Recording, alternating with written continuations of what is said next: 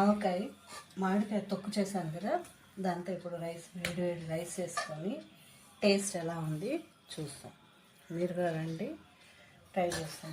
ఇది ఎలా చేయాలో వీడియోలో పెడతాను. మామిడికాయ తొక్కు చూసారా, కారం ఉప్పు అన్నీ సరిపోయిందండి.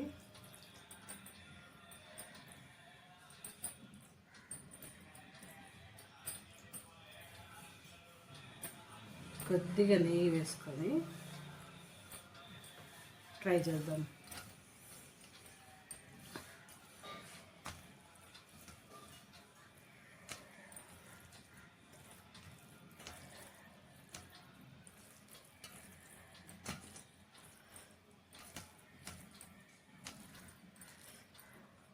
వేడి